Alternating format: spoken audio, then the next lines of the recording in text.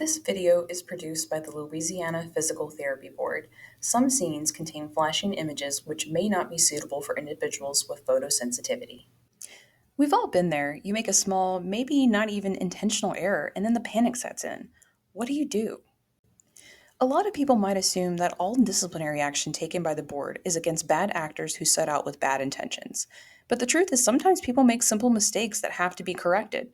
We'll cover some of those mistakes in this short video. Welcome to Easy Disciplinary Mistakes to Avoid. Number 1. The first easy mistake to avoid is simply not updating your contact information. Did you know that revised statute 2415B in the Practice Act requires that each licensee is responsible for updating changes to name, address, worksite, or email within 30 days of such change? Let's say that you renewed your license, and then after the renewal period, you were selected for the CE audit. During the time between, you changed jobs, and the only email address the board had for you was your old work email. As a result, you missed all of the notices for complying with the audit. This is why it's so important to update contact information. Not receiving notice of important information because your contact information was out of date will not be an acceptable excuse. Number 2. Next, let's consider another easy mistake, not renewing your license and continuing to practice. Your license is up for renewal, and the renewal period passes, but you failed to remember to renew. Maybe you didn't get the notices because you didn't update your email address. Then you continue to treat patients until your supervisor verifies your license for the new expiration date. Uh-oh. Practicing physical therapy without a valid license is a violation of the Practice Act and rules.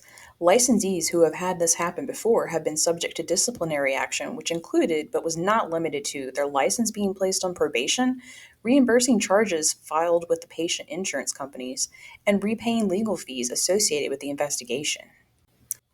Number 3. Our next example is billing fraud. Now, this may be a little more complicated. What if you didn't document and write the visit notes for a patient? Or perhaps you signed for a patient visit that didn't actually take place? You might be thinking, well, why would I ever do that?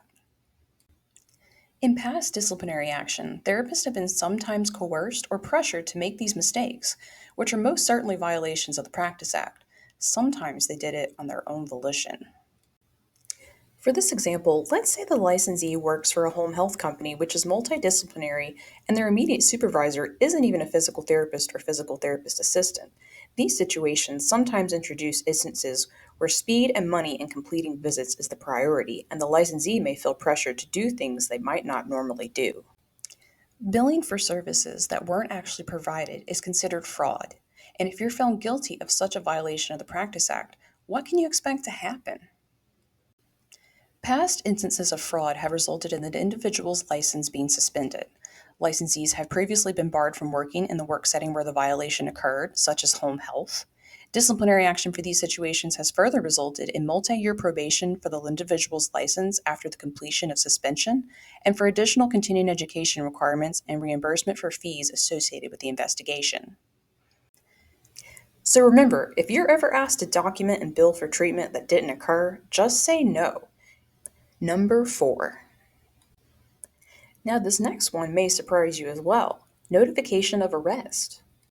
Did you know that licensees are required to notify the board within 7 days of any felony arrest or arrest related to habitual intemperance?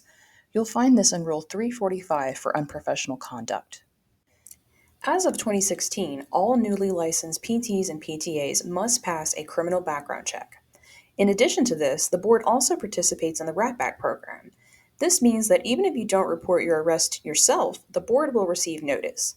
It's best to still comply and self-report. Doing so shows that the licensee is aware of the Practice Act and takes the situation seriously. Not reporting may be a factor in how the licensee's violations are viewed. Number 5. The last mistake to avoid may seem obvious to some and less obvious to others. We're talking about boundaries issues. First, remember this. Even if a patient consents to a sexual relationship with a provider, there's an inherent power imbalance in the therapeutic relationship between a vulnerable patient and the provider who possesses the skill set needed by the patient seeking care.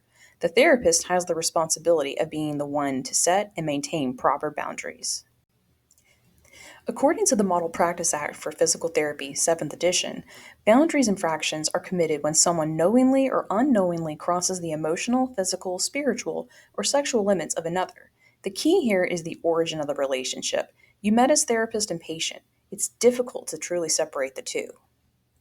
Let's review an example inspired by a real life violation. Consider the scenario. The patient self discharges and meets with their therapist after hours at a local restaurant. They have a good meal and good conversation. But then the night ends with a one night stand. Let's pause. The therapist and the individual met as physical therapist and patient. The patient then decided to end their care in order to pursue something outside of the clinic. Do you think it's wrong if they pursue a relationship now that the patient is no longer a patient? The answer is yes, it is still a boundary violation. In this situation, the investigation found that the patient was having marital problems which may have contributed to their own decision making. It was also found that communication between the patient and the therapist had been ongoing via a messaging app, something experts in preventing boundary violations recommend against. Engaging with the patient in communication outside of the healthcare environment opens the doors to blurring the lines between personal and professional. In this case, the line was entirely crossed. This example ended with a 1 year suspension and subsequent 1 year probation for the licensee. During the 1 year probation, the licensee was also not allowed to treat patients of the opposite sex. They were required to take additional continuing education addressing boundary violations and reimburse the board for the cost of the investigation. Lastly, they were required to share their order with their employers so that all were aware of the requirements the individual must meet to complete the order. Sounds like kind of a lot, doesn't it? You might be wondering, was it really worth it? We'll let you decide. This concludes our review of easy disciplinary mistakes to avoid. Did you find yourself surprised by any of these? Remember, if you're ever in doubt about if something could lead to a violation, you can contact the board office for guidance at 337 262 1043 or info@laptboard.org.